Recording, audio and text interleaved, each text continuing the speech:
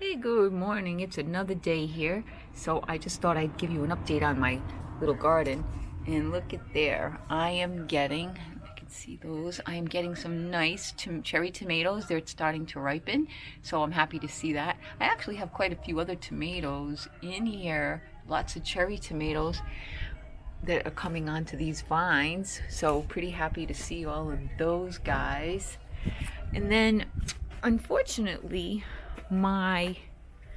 some of my other tomatoes, they're not really big, but that one's starting to ripen back there. So happy to see some ripening going on, but the fruit itself on these, what are supposed to be larger tomatoes, are not really getting very large. I've never had very good luck with getting big tomatoes, but that's my tomato report. And then the basil seems to be doing beautifully. Happy to see nice basil plants, nice and healthy, but something has been annihilating the mint. I think it's slugs. It's a bummer, but the sage is looking lovely, nice and hardy. So glad to see my sage plants are doing nice. And let's see what else we've got over here. Got the geraniums doing nice. They should be blooming again soon. I can see a few blooms on there. And then the oleander still blooming, still doing nicely. Orange tree, we've got one orange down there somewhere. Gonna hopefully turn into a nice big orange at some point. But we think we lost all the other oranges because of the pruning. We think it stopped the flowering. And then this is the lemon tree, which still has a couple of lemons hanging on over here. Yeah, a couple of lemons. Yeah, you can catch those in there. And then over here, I still have my other tomato plant. And again, the fruit is on it is pretty small. So, I don't know, I'm just not really great at that. And then I've got a few trellis plants looking good. My night jasmine. I don't know when or if that will ever flower, but I hope so. And then, let's see, over here. Over here, we've got some Spanish roses, which those probably just bloom in the spring, I think. And lavender has finished its season. And then my little box here with my thyme, still doing nicely. And that's it. So it's really nice over here. I'm not planning on staying here. This was just coming for a stroll. But we're actually going to be going to a medieval festival in Santa Maria da Feira. And that was the original plan, but it's still early, so we said, oh, let's just go by the coast and see what's going on. This is what's going on. Little ice cream stand. Some guys just hanging around, just chit-chatting in the sand. Very nice.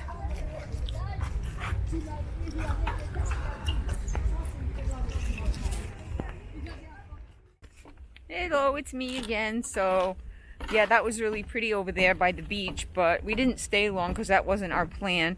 We're just trying to kill a little time before we go to the medieval fair. So now we're going for a little walk on this boardwalk, or what they call a pasadisco, over here in the same town. So let's spin the camera around, take a look. All right. So when you come to a crossroads, what do you do? Gotta make a decision, right? Shall we go left? Shall we go right? I like right. Right looks nice. Oh, look, there's a lovely bridge left.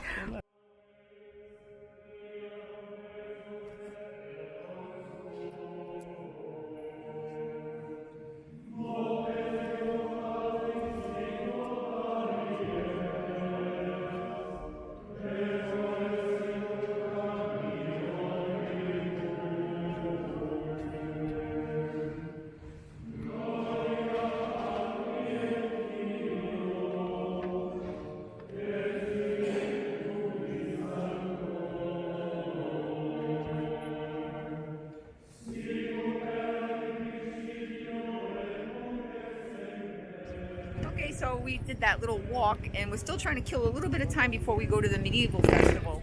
So now I'm at a different beach up the coast, maybe, I don't know, 10 minutes from where we just were. So we're gonna go check this little area out.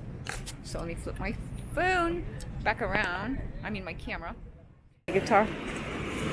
Yeah. Over there, somebody's playing a guitar. I would go in there. Yeah. Oh, I don't know. A little rough. Yeah, who's playing guitar? All these people. There's No, all I the doubt it. food set up over there.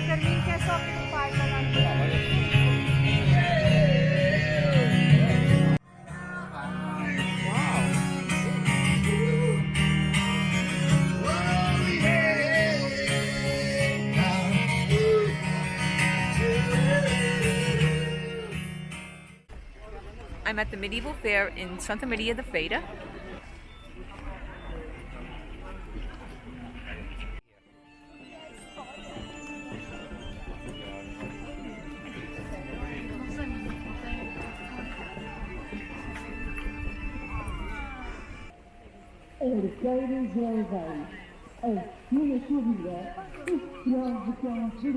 The cost to get in this experience tonight was €7.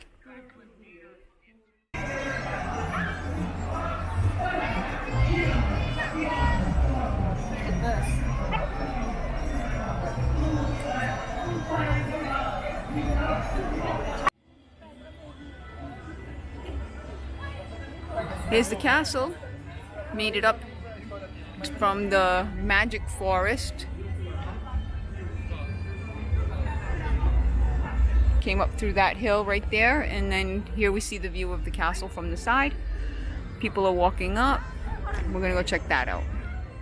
So just a little history before I get over there. The castle is over 1,000 years old, basically. So this fair has been going on for a long time, 10 centuries worth. And that's why there are so many people here. And there's something going on over there. Let's go check it out.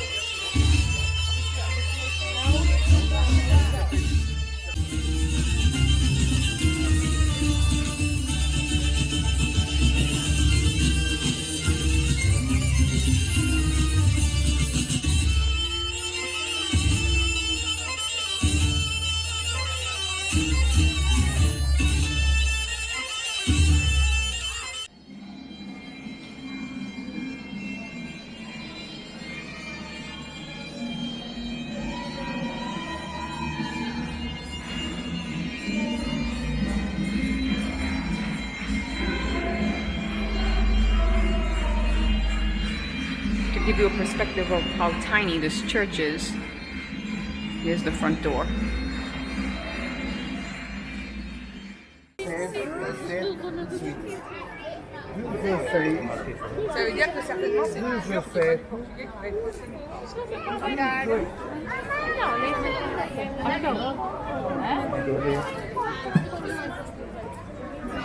Yeah. It's like that, you know? All the stuff over here. Lots of shopping if you want to shop. Lots of bopping. Basically, every fair I've ever been to in Portugal has all these vendors at them anyway.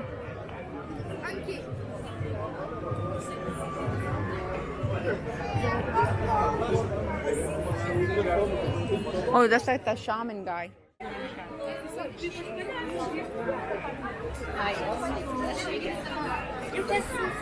This is the busiest festival that we have seen.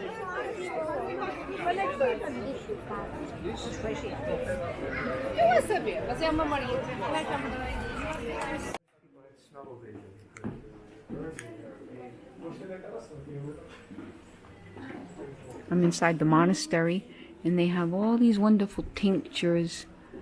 Tincture of sage. These are all in Portuguese. I can't really tell you what they all are, but there's rose perfume. I see sage. I see hydrangea. Wow, look at all these tinctures. Lavender, rosemary, cinnamon. Really cool. Oh, goodness.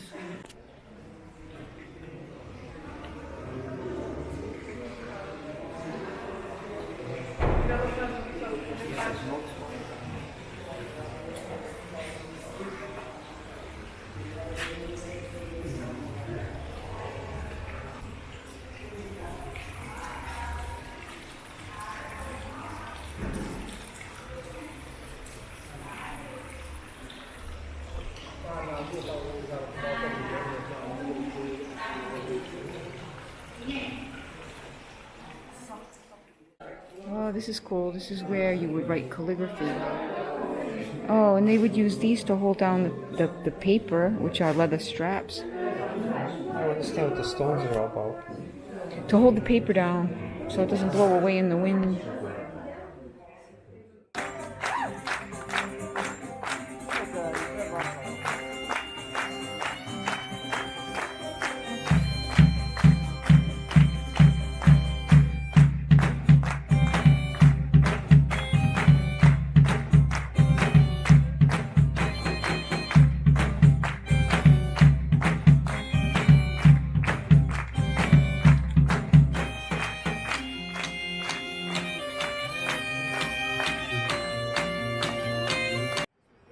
It's night here at the festival. There are lots and lots of people here, all milling about, and I am standing right now on the grounds of the church, and they're going to be doing Gregorian chants, which I find interesting, so I'm going to go check that out.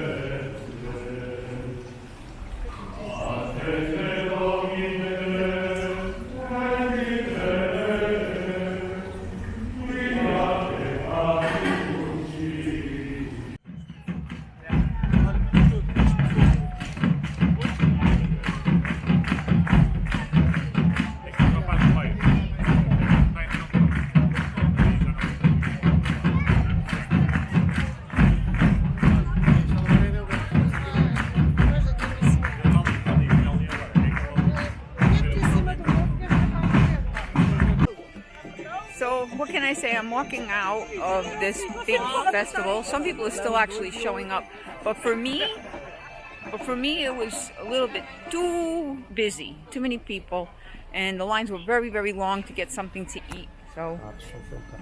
So we are leaving.